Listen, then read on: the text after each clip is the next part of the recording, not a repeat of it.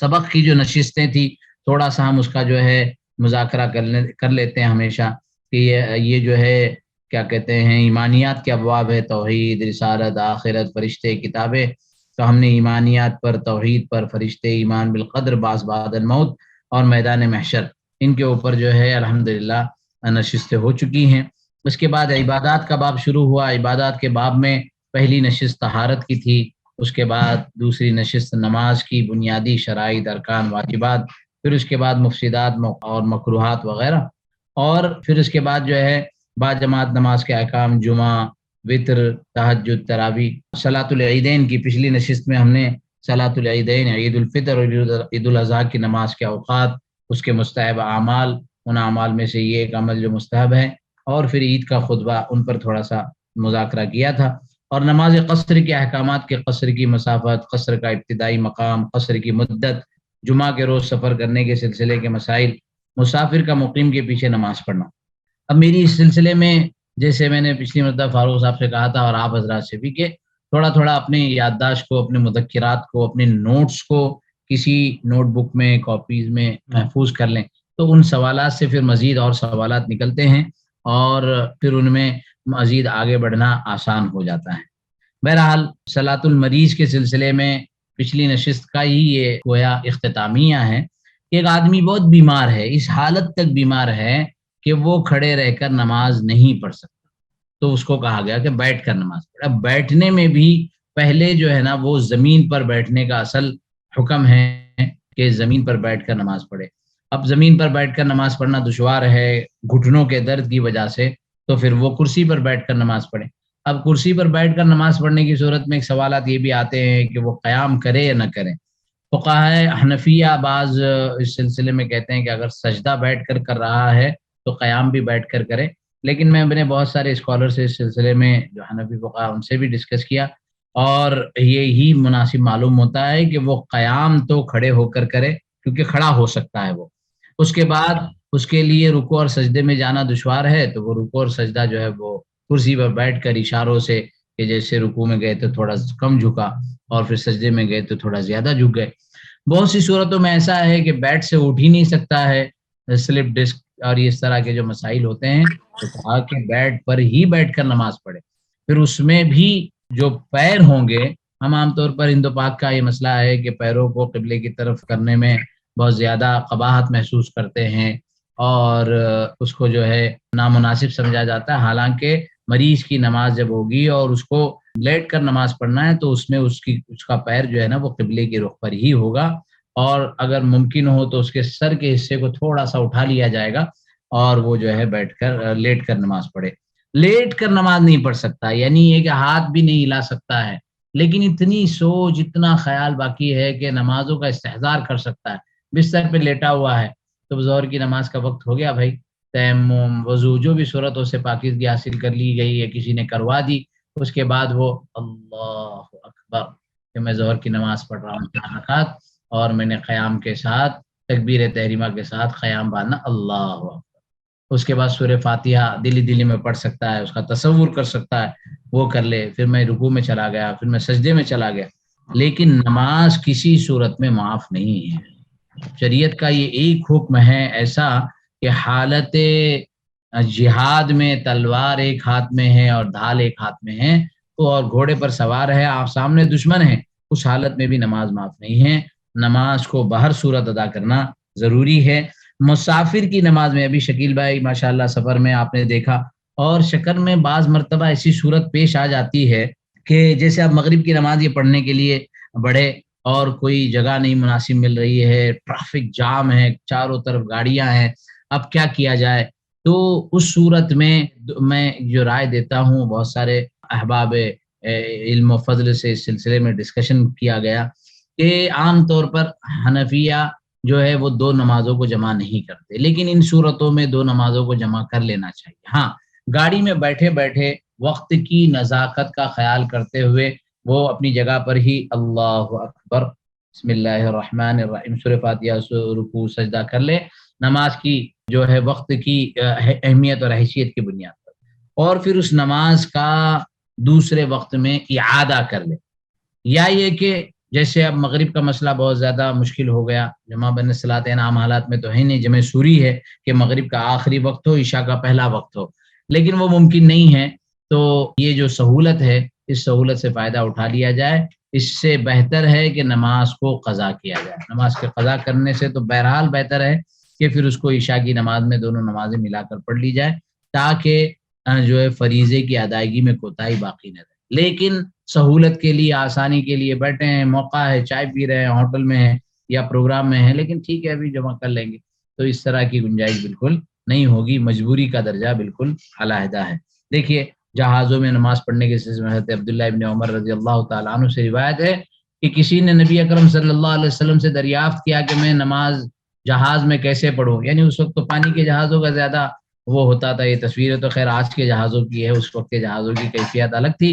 فرمایا کھڑے ہو کر نماز پڑھو، اللہ یہ کہ تمہیں غرق ہونے کا اندیشہ ہو، ڈوبنے کا اندیشہ ہو. یعنی آخری حد تک، جیسے ہم سعودی ایئر لائنز میں کوشش کرتے ہیں، وہاں پیچھے جگہ بھی ہوتی ہے تو تھوڑا سا کھڑے ہو کر نماز پڑھنے کی وہ گنجائش دے دیتے ہیں. لیکن عام طور پر اب تو حالات اتنے سنگین ہو گئے ہیں، معاملات بھی گڑبڑ ہو گئے ہیں، تو اس کی وجہ سے بہت دشواری ہوتی ہے. سہولت اور آسانی ہو تو کر لی جائے، ورنہ جو ہے اپنی جگہ پر بیٹھ کر پڑھے.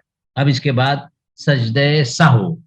نماز میں کوئی غلطی ہو جائے، اب کوئی غلطی سے کیا کیا چیزیں ہیں اس کا ذکر آگے آئے گا.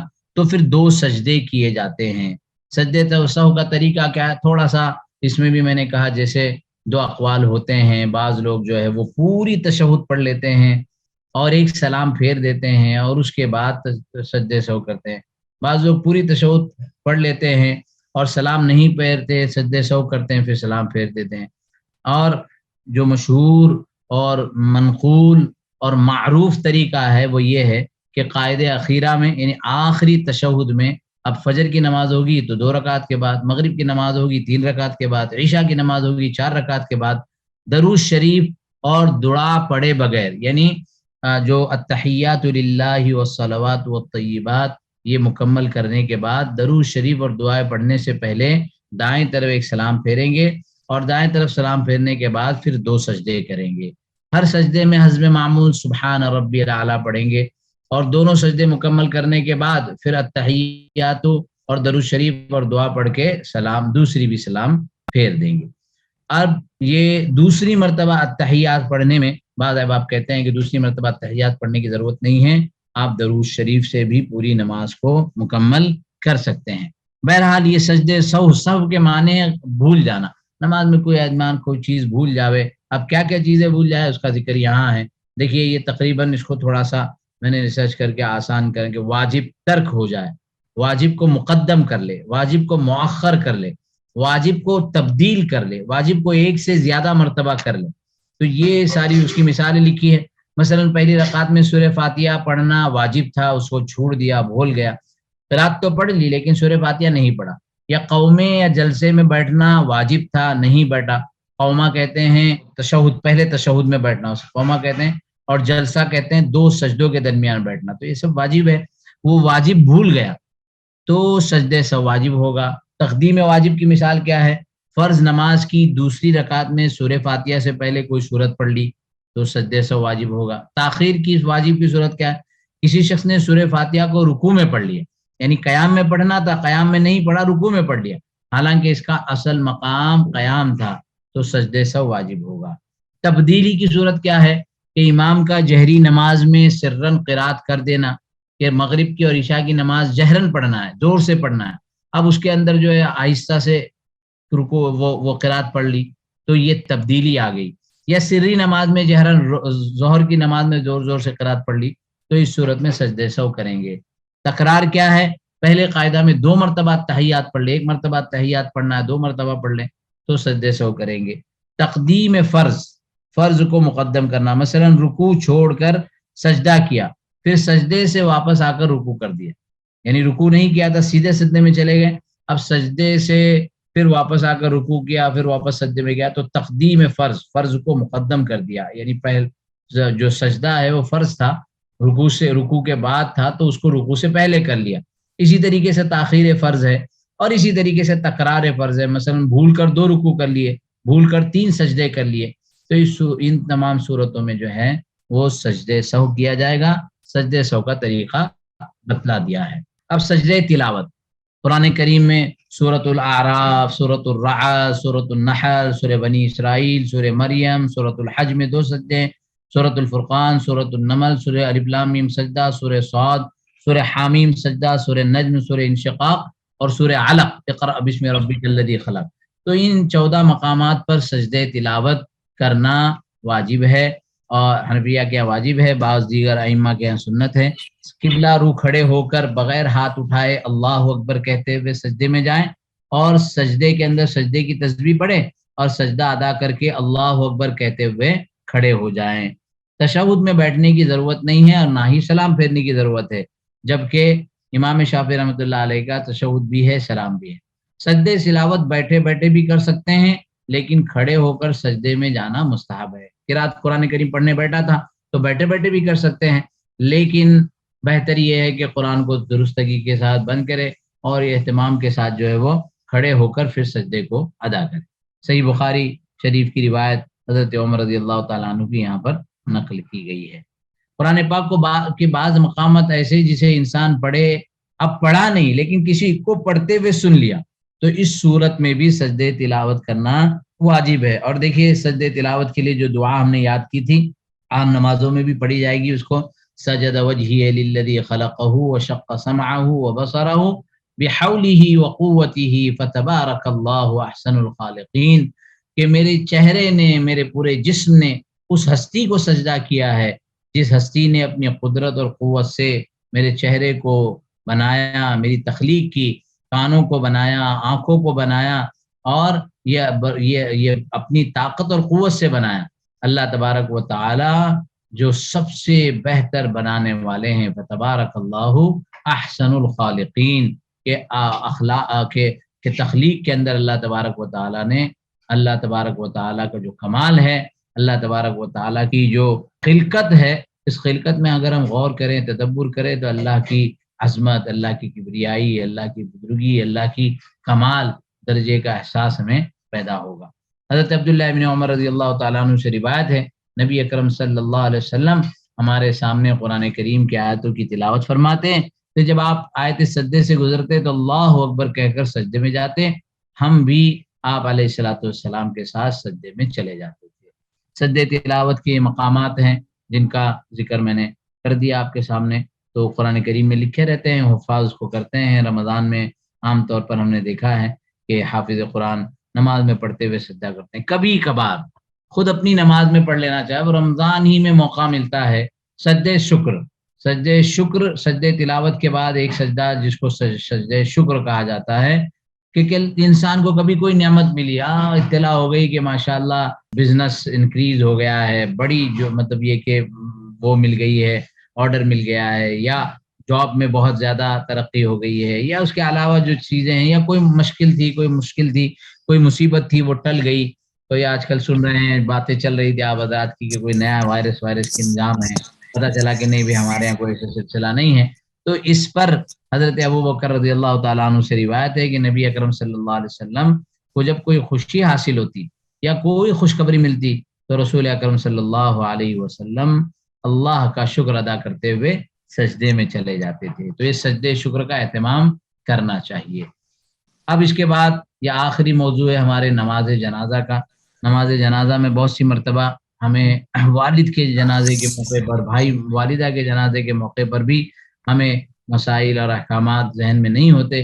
نماز جنازہ فرض کفایہ ہے، شہر کے اگر تمام کسی لوگ نے نماز نہیں پڑھی تو سارے کے سارے گنہگار ہو گئے، اگر ایک نے بھی پڑھ لی تو سب کی طرف سے فرض ادا ہو جائے گا، اس کو فرض کفایہ کہتے ہیں۔ اور یہ ایک حدیث، مشہور حدیث لکھی ہے کہ رسول اکرم صلی اللہ علیہ وسلم کے پاس جب جنازہ آتا تو آپ علیہ الصلوۃ والسلام سوال کرتے کہ کیا اس کے اوپر کوئی قرض ہے؟ اگر کوئی قرض ہوتا تو رسول اکرم صلی اللہ علیہ وسلم نماز جنازہ پڑھانے سے منع کرتے تھے۔ یہ ایک دو مرتبہ اس طرح کا واقعہ پیش آیا، مستقل نہیں رہا۔ مقصد اس کا یہ تھا کہ قرض بہت سنگین ہے اور قرض کی ادائیگی کی فکر کرنا چاہیے۔ قرض کو لے کر پھر بھول جانا یہ بہت بڑا ناسمجھی اور بڑے نقصان کا باعث ہے۔ بہرحال تو اللہ کے رسول صلی اللہ علیہ وسلم اگر قرض نہ ہوتا تو نماز جنازہ پڑھاتے۔ نماز جنازہ کی فضیلت فرمایا حضرت ابو ہریرہ رضی اللہ تعالی عنہ سے روایت ہے کہ رسول اکرم صلی اللہ علیہ وسلم نے فرمایا کہ جس نے کسی میت کی نماز جنازہ پڑھی اسے 1 قراط ثواب ملے گا، اور جس نے اس کی تدفین سے فارغ ہونے تک انتظار کیا اسے 2 قراط ثواب ملے گا۔ عام متن جو ہمارے قریبی رشتہ دار ہوتے ہیں ان کے لیے تو نماز میں اور جو ہے قبرستان تک دفن میں رہتے ہیں، باقی جو ہے بہت زیادہ قریبی نہ ہو تو ان کے گھر پر جا کر تعزیت کر لی یا ادھر ہی بلڈنگ کے یا علاقے کے نیچے مل لیے اور چلے گئے۔ حالانکہ اگر عمل کا جذبہ ہو اور نیکی کمانے کا شوق ہو تو پھر انسان جو ہے جنازے میں بھی شریک ہوگا اور انسان جو ہے وہ تدفین میں بھی شریک ہوگا۔ 2 قراط کا معنی یہ ہے 2 بڑے پہاڑوں کے برابر ثواب اللہ تبارک و تعالیٰ کی طرف سے ملتا ہے۔ دیکھیے یہاں یہ اس امیج میں ایک چیز بتلائی ہے کہ جب مردوں کو قبروں میں اتارو تو یہ لفظ پڑھنا ہے بسم اللہ وعلی ملت رسول اللہ۔ حضرت عبداللہ ابن عمر رضی اللہ تعالیٰ عنہ سے مشہور ہے یہ روایت۔ باقی بہت ساری باتیں اس موقع کی مشہور ہو چکی ہیں جن کا حقائق سے تعلق نہیں۔ نماز جنازہ کا وقت فرمایا جو 3 اوقات مکروہ اوقات ہے، فجر کے بعد کا، عصر کے بعد کا اور زوال کا وقت جو ہے، ان تینوں اوقات کے علاوہ نماز جنازہ رات میں، دن میں کسی بھی وقت پڑھی جا سکتی ہے، اس کے لیے کوئی متعین وقت نہیں ہے، بلکہ اس میں بہتر تو یہی ہے کہ جلد از جلد، بہت سی مرتبہ بیٹا جو ہے آسٹریلیا سے آ رہا ہے یا بیٹی کہیں دور سے آ رہی ہیں یا کوئی رشتہ دار آ رہے ہیں، ان رشتہ داروں کے آمد کی نسبت پر جنازے کو انتظار کروانا بالکل مناسب نہیں ہے۔ ہمارے اپنے والد صاحب کی وفات کے موقع پر ہمارے بھائی کویت سے آنے والے تھے، لیکن میں نے جنازے کو رکوانے کی اجازت نہیں دی، تھوڑے ناراض تو ہوئے، لیکن اس کی وجہ سے کسی کے آنے والے کے انتظار کرنے میں میت کو تکلیف دینا یہ کوئی عقل مندی نہیں ہے۔ اب نماز جنازہ کے شرائط، دیکھیے نماز کے صحیح ہونے کی دو قسم کے شرائط ہیں۔ پہلے وہ شرائط جو نماز پڑھنے والے سے تعلق رکھتے ہیں، نماز جنازے کے لیے وہی شرائط ہے جو عام نمازوں کے لیے، طہارت، اسی طرح ستر عورت یعنی جسم کا کے اوپر کپڑے ہونا، قبلے کی طرف رخ ہونا، نیت، یہ ساری جو چیزیں ہیں وہ ہیں۔ البتہ 2 فرق ہے، ایک تو جنازے کے لیے وقت متعین نہیں ہے، جیسے فرض نمازوں کے اوقات متعین ہیں، بس ممنوع اوقات میں پڑھنا منع ہے، ٹھیک ہے، ایک تو یہ بات ہوگی۔ دوسرا، جنازے کی نماز نکلنے کا اندیشہ ہو، مثلا جنازہ ہو رہا ہے اور وضو کر کے نماز کی صورت میں گمان ہے کہ نماز ختم ہو جائے گی تو پانی قریب ہونے کے باوجود تیمم کر کے نماز جنازہ ادا کرنے کی اجازت ہے۔ یعنی عام حالات میں تو طہارت کے مسائل میں بہت زیادہ جو ہے سختی ہے، لیکن نماز جنازہ میں بہت مشکل ہے، وضو کرنے میں بہت دشواری ہونے والی ہے، نماز ختم ہو جائے گی ہوگا، تو اس صورت میں تیمم کی بھی اجازت دی گئی ہے، بخلاف اور نمازوں کے کہ ان میں اگر وقت چلے جانے کا خوف ہو تب بھی تیمم جائز نہیں ہے۔ یہ ایک اہم امر ہے۔ دوسرا، نماز جنازہ کے کچھ ارکان ہیں۔ نمبر 1، میت کا مسلمان ہونا، ظاہر بات ہے کافر مرتد کی نماز جنازہ صحیح نہیں ہے۔ میت کے بدن اور کفن کا نجاست حقیقی اور حکمی سے پاک ہونا، یعنی جو کفن پہنایا جاتا ہے اس کے اوپر کوئی نجاست نہ لگی، اسی لیے میت کے تدفین کے غسل کے اندر بڑا اہتمام کیا جاتا ہے کہ اس کے جسم کی جو خرابیاں ہیں وہ پہلے ہی صاف ہو جائے تاکہ وہ کفن کے کپڑے کو نہ لگ سکے۔ میت کے جسم کے واجب الستر حصے کا پوشیدہ ہونا، اگر میت بالکل برہنہ ہو تو اس کی نماز جنازہ درست نہیں ہوگی۔ میت کا نماز پڑھنے والے کے آگے ہونا، یعنی میت پیچھے رکھی جائے اور نماز جنازہ پڑھی جائے تو اس صورت میں نماز صحیح نہیں ہوگی۔ میت کا یا جس چیز پر میت ہو اس کا زمین پر رکھا ہونا، اگر میت کو لوگ اپنے ہاتھوں پر اٹھائے ہوں، کسی گاڑی پر یا جانور پر ہو، اسی حالت میں اس کی نماز جنازہ پڑھی جائے تو صحیح نہیں ہوگی، کہ گاڑی کے اوپر رکھی ہے میت کو اور لوگ جو ہے کھڑے ہو رہے ہیں، اسی لیے میت کو جو ہے وہ قبر پر، وہ زمین پر رکھا جاتا ہے۔ تو یہ چند بنیادی باتیں ہیں جو نماز جنازہ سے کے احکام سے متعلق ہے۔ نماز جنازہ میں امام صاحب کہاں کھڑے ہوں گے؟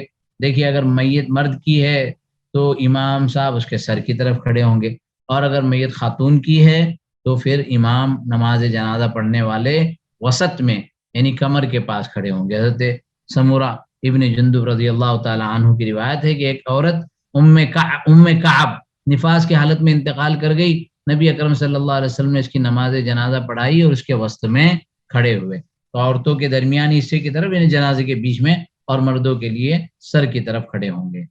نماز جنازہ میں نمازیوں کی کثرت کا استحباب ہے۔ حضرت عائشہ رضی اللہ تعالی عنہ سے روایت ہے کہ رسول اکرم صلی اللہ علیہ وسلم نے فرمایا اگر کسی مسلمان کا انتقال ہو جائے اور اس پر مسلمانوں کی اتنی بڑی جماعت نماز پڑھے جن کی تعداد 100 تک پہنچ جائے اور پھر اس کے حق میں شفاعت کی دعا کرے تو ان کی شفاعت قبول کی جاتی ہے۔ اب جب نماز پڑھی جاتی ہے ظاہر ہے نماز کے اندر بھی اللہم اغفر لحینا و میتنا و شاہدنا و غائبنا یہ جو پورا پڑھا جاتا ہے تو یہی وہ دعائیں ہیں جس کے اندر شفاعت کی اور مغفرت کی دعائیں کی جاتی ہے۔ نماز جنازہ کے سلسلے میں ہے کہ کم سے کم جو ہے 3 صفیں بنا لی جاویں۔ اب احباب کم ہیں 15-20 ہیں تو اس صورت میں بھی 3 صف بنا لینا چاہیے۔ اس حدیث کی گویا عمل اس حدیث کی برکت ہے، جیسے جس میت پر 3 صفوں نے نماز پڑھی اللہ تعالیٰ اس کی مغفرت اللہ کے یہاں اس کی مغفرت واجب کر لی گئی ہے۔ یہ مالک حضرت معاذ ابن عبیرہ رضی اللہ تعالیٰ عنہ کی روایت ہے۔ ایک سے زائد میتیں ہو، اللہ رحم کرے کرونا کے زمانے میں بڑے مشکلات اور حالات کا دور تھا، تو ایک سے زائد میتیں ہوں، 4-4 5-5 میت ہو تو الگ الگ نماز پڑھنے کی ضرورت نہیں ہے۔ ایک سے زائد ہو تو ہر ایک کے لیے الگ نماز پڑھنے کی ضرورت نہیں، سب کے لیے ایک ہی نماز ایک ساتھ ان کو ترتیب سے رکھ دینا چاہیے۔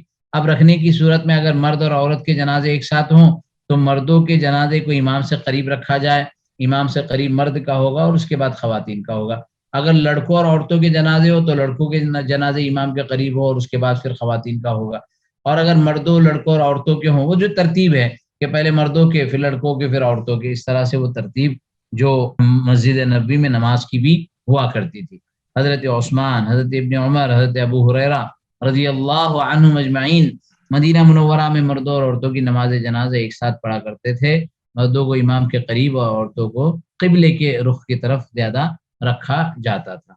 تو بہرحال یہ اگر ایک ساتھ جنازہ ہو تو اس صورت میں کبھی کبھار ایسا ہو جاتا ہے کہ نماز جنازہ شروع ہو چکا ہے اور 1 تکبیر 2 تکبیر ہو چکی ہے، تب کیا؟ اگر کوئی شخص ایسے وقت میں آئے جبکہ نماز جنازہ شروع ہو چکی تو اسے تکبیر کہہ کے نماز میں شریک ہو جانا چاہیے۔ جتنی تکبیر ایسے امام کے ساتھ مل جائے انہیں تو پڑھ لیں اور بقیہ تکبیروں کو امام کے سلام پھیرنے کے بعد پورا کر لیں، یعنی جیسے فرض نمازوں کی بقیہ رکعتوں کو ہم پورا کرتے ہیں تو ایسے ہی نماز جنازہ کے اندر بھی کر لینا چاہیے۔ پھر اگر ایک میت کو دفن کر دیا گیا، اس کے اوپر کسی نے نماز جنازہ پڑھی ہی نہیں، کوئی مجبوری تھی، کوئی مسئلہ تھا، کورونا کے زمانے میں ایسا ہوا ہے کچھ جگہوں پر، تو اس صورت میں قبر پر 3 دن کے اندر نماز جنازہ پڑھنے کی گنجائش ہے۔ دوسرے ائمہ کے یہاں تو اگر ایک آدمی لیٹ پہنچا اور اس کو کیا کہتے ہیں میت کی نماز جنازہ کی جو شکل تھی اس کے ساتھ نماز پڑھنے کی گنجائش نہ ملی تو وہ قبر پر جا کر بھی نماز جنازہ پڑھ سکتا ہے۔ اس کے لیے کیونکہ نماز جنازہ میں سجدہ نہیں ہے تو صرف جو ہے تکبیر اور اس کے ساتھ 4 تکبیروں کے ساتھ جو پوری ترتیب ہے وہ ترتیب کے اوپر وہ نماز جنازہ قبرستان میں بھی پڑھ سکتا ہے۔ جبکہ حنفیہ کے یہاں اگر وہ مسجد اس کی نماز جنازہ ہو چکی ہے تب تو قبر پر نہیں پڑھی جا سکتی، اگر نماز جنازہ نہیں ہوئی ہے تو قبر پر بھی پڑھی جا سکتی ہے۔ تو بہرحال آج یہی مقصود تھا کہ جو بقیہ جات ہیں نماز کے وہ مکمل ہو جائے اور ساتھ ساتھ میں پھر اگر کوئی سوالات ہو نمازوں کے متعلق اور جنازہ، سفر، جمعہ، وطر اور یہ سارے جو احکامات ہیں تو انشاءاللہ اس کو پھر جو ہے مکمل کیا جائے گا۔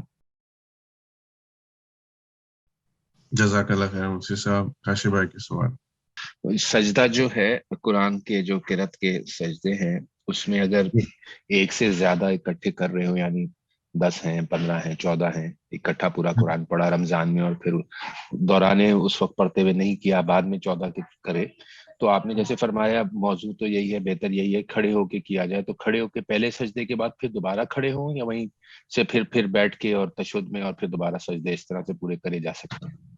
جی اصلاً تو یہی ہے، پہلے تو یہ سمجھا جائے کہ میرے اپنی مطلب رائے سے تو بالکل مناسب نہیں ہے کہ سجدوں کو جمع کر دیا جائے۔ دیکھیں سجدہ تو وہ اس معنی کر کے ہیں کہ وہ ایک آیت آئی، اس آیت کے اندر جو ہے سجدے کا حکم آیا اور یا سجدے سے متعلق کہ وَإِذَا قُرِئَ الْقُرْآنُ فَاسْتَمِعُوا لَهُ وَأَنصِتُوا لَعَلَّكُمْ تُرْحَمُونَ، تو آیت سجدہ کے اندر ایک سجدے کا محمل، سجدے کا معنی ہوتا ہے۔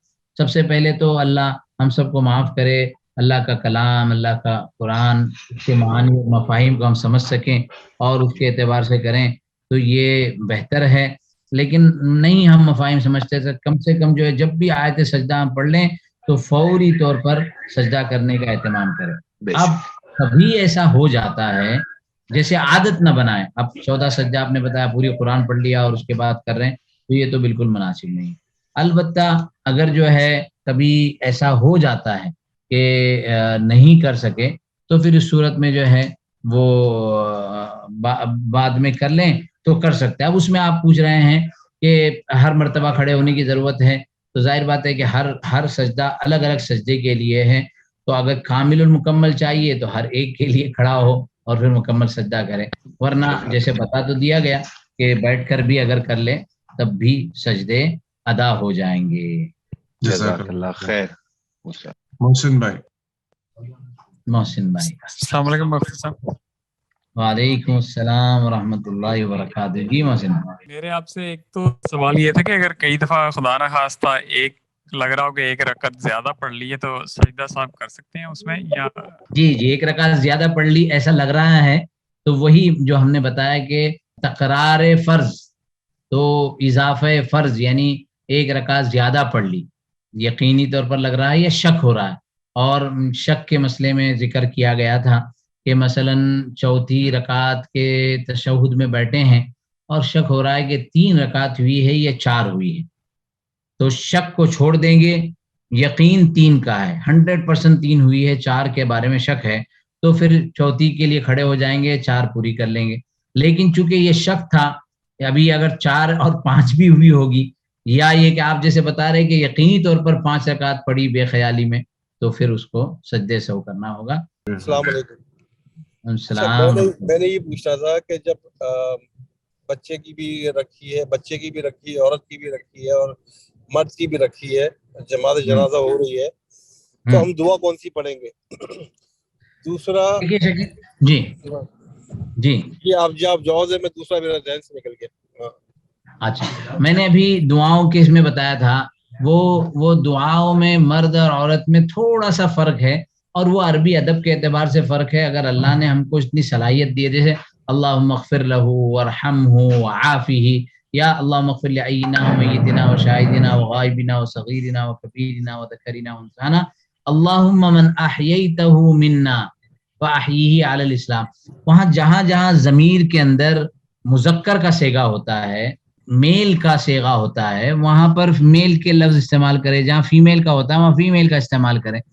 لیکن یہ اس کے لیے ہے جو ان الفاظ کو سمجھتا ہے، اس کے شعور کو جانتا ہے. ورنہ احادیث میں جو دعائیں ہیں اگر اس طرح بھی پڑھ لیں تو کوئی حرج اور کوئی قباحت نہیں ہے. میل اور فیمیل میں فرق کرنے کا کوئی لازمی شرط اور ضروری نہیں ہے. وہ جس طرح پڑھتا ہے اسی طرح بھی پڑھ سکتا ہے.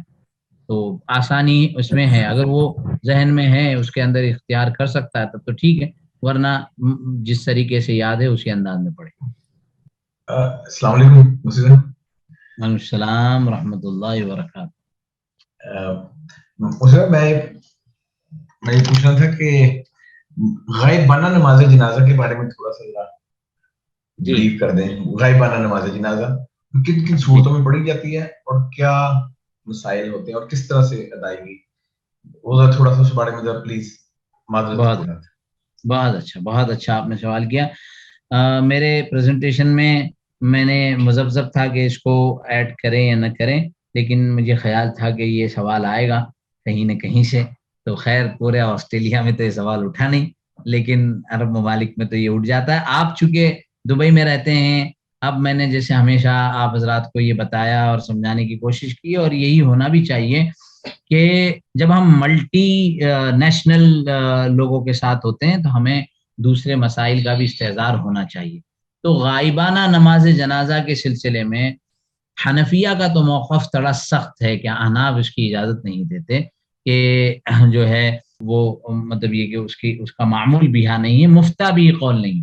لیکن اس کے باوجود آپ دیکھیں گے جیسے حضرت مولانا علی میاں رحمۃ اللہ علیہ تو ان کی نماز جنازہ غائبانہ حرم میں پڑھی گئی، بہت سی جگہوں پر نمازیں ہوئی. تو جیسے مثلا آپ کے کسی بھائی کا، کسی قریبی کا، والد کا انتقال ہو جائے اور سفر کرنے کا موقع نہ ہو، تو میں اس کی رائے دیتا ہوں کہ سہولت اور آسانی ہو تو ہم کو جو ہے پڑھ لینا چاہیے، اور غائبانہ نماز پڑھنے میں کوئی حرج نہیں ہے۔ البتہ اس کا معمول نہیں بنانا چاہیے، مثلا یہ کہ لاہور میں میت ہوئی ہے، آپ جو ہے اسلام آباد سے جا سکتے ہیں، کراچی سے جا سکتے ہیں، لیکن نہیں بھائی ہم یہاں پر نماز جنازہ پڑھیں گے، تو وہ مناسب نہیں ہے۔ جہاں مجبوری ہے، جہاں حالات ایسے ہیں، تو اس صورت میں غائبانہ نماز پڑھنے کی گنجائش ہونی چاہیے۔ بہت سی احادیث میں اس کا ذکر ملتا ہے، اسی لیے حنفیہ نے اس کو منع کیا تاکہ لوگ جو ہے وہ دور ہی دور سے غائبانہ نماز جنازہ پڑھ کر غائب ہونے کی بات نہ کریں، بلکہ میت کے احکامات اور ان کے مسائل کے سلسلے میں توجہ۔ البتہ جیسے ہم ان ملکوں میں رہتے ہیں یا پھر اور دور رہ رہے ہیں، آسٹریلیا میں رہ رہے ہیں، تو کبھی ایسا ہو جاوے تو اس پر عمل کرنے میں بہت بڑا کوئی حرج نہیں ہے۔ اچھا مفتی صاحب، سوال یاد آ گیا مجھے کہ سجدہ سہو کرنا بھول جائیں، جی اگر ہم سجدہ سہو کوئی مسٹیک ہو گئی اور سجدہ سہو کرنا ہی بھول گئے، جی تو پھر نماز پوری واپس پڑھنی پڑے گی۔ جزاک اللہ مفتی صاحب، ایک ہم نے تبلیغ کے بیانوں میں ایک دفعہ ممبر سے ایک بات سنی کہ جو شخص کسی میت کو غسل دے اور اس کے بعد غسل کے بعد اس کے عیب کسی پہ ظاہر نہ کرے تو اس کے لیے 40 مرتبہ مغفرت کا اعلان ہے، کیا یہ حدیث ہے؟ اور تھوڑا اس پہ روشنی ڈال۔ صراحتاً یہ حدیث تو ابھی میرے ذہن میں مستحضر نہیں ہے، میں ریسرچ کروں گا، لیکن یقیناً غسال کے جو آداب آتے ہیں ان آداب میں یہ بہت اہم ادب لکھا گیا ہے کہ اس کا کوئی بھی عذر، دیکھیے یہ میں ابھی 2-3 دن سے نکاح کی مجلسوں میں تھا، تو اس میں کہا کہ نکاح کے سلسلے میں ایک بات قرآن نے ذکر کیا، ہن لباس لکم وانتم لباس لہن، یہ بیویاں تم شوہروں کے لیے لباس ہیں اور شوہر بیویوں کے لیے لباس ہے۔ قرآن کی یہ تعبیر جو ہے نا وہ اتنی، میں آج کل اس پر زیادہ تر نکاح کی مجلس میں اسی آیت پر بیان کرتا ہوں کہ یہ دونوں لباس ہونے کا مطلب یہ ہے کہ دونوں ایک دوسرے کے عیوب کی سطر پوشی کرے اور دونوں ایک دوسرے کے بالکل قریب ہوتے ہیں، دونوں ایک دوسرے کے لیے زیب و زینت کا سبب بنتے ہیں، جس طریقے کے لباس کے کام ہیں۔ تو اسی طریقے سے غسال جب غسل دیتا ہے تو انسان کا جسم سطر وہ ہوتا ہے، اب اس میں ممکن ہے کہ اس کو کوئی عیوب کوئی نظر آ جائے اور پھر بعد میں معاذ اللہ وہ ان عیوب کا لوگوں میں ذکر کرے، تو جو میت کے قریبی ہیں، اولاد ہیں، زوجات ہیں یا دوسرے لوگ ہیں، ان کو اس سے بہت تکلیف پہنچے گی۔ تو اس لیے اس کے ادب میں ایک بہت بڑا اور بہت اہم ترین ادب بتلایا گیا ہے کہ وہ اس عیب کو ذکر نہ کرے، اور اس پر پھر فضیلت کی بات ہے تو وہ ایگزیکٹ جو کلمات حدیث ہے میں انشاءاللہ گروپ پر شیئر کروں گا، لیکن یہ یقیناً ہے کہ اس وقت کے جو معاملات ہے اس کو وہ مکمل طور پر بچے رہیں، ورنہ کچھ لوگ منہ تو کالا ہو گیا تھا، ناک میں سے خون نکل رہا تھا، کان تو ان کے ایسے ہو گئے تھے، معاذ اللہ یہ بالکل نہیں کرنا چاہیے۔ اللہ ہم سب کی اس سے حفاظت کرے۔ آمین، جزاک اللہ خیر مفتی صاحب۔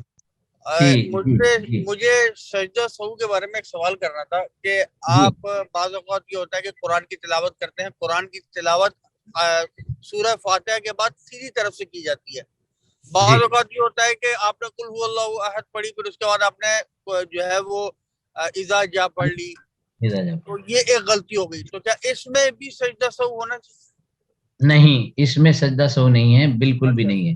آپ ایک اصول سمجھ لیجئے، اصول جو ہے سجدہ سہو جو ہے وہ واجب کی بنیاد پر ہے، جو واجب ہو، واجب سے بڑا درجہ ہوتا ہے فرض کا، جیسے رکوع ہے فرض ہے، سجدہ ہے فرض ہے، اس کے چھوٹنے پر سجدہ سہو سے پورا نہیں ہوگا، اور واجب سے چھوٹا درجہ ہوتا ہے سنت کا، قرآن کریم کو ترتیب سے پڑھنا سنت ہے، لیکن اگر اس سنت کی بے ترتیبی ہو جائے یا رکوع کی سجدے کی تسبیح کچھ بھی نہ پڑے، رکوع میں گیا اور پھر آ گیا، تو اس صورت میں سجدہ سہو کی ضرورت نہیں ہے۔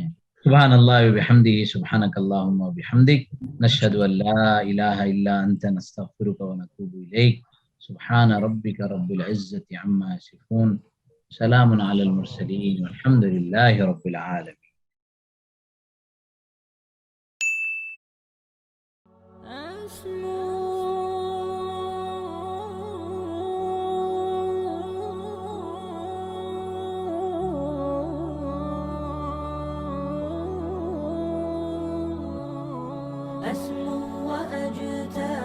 السماء جلالا فأزيد أسراب الغيوم جمالا وألون الدنيا بأجمل بسمة وأكون للخير العميم مثالا أسمو وأجتاز السماء جلالا فأزيد أسراب الغيوم جمالا وألون الدنيا بأجمل بسمة وأكون للخير العميم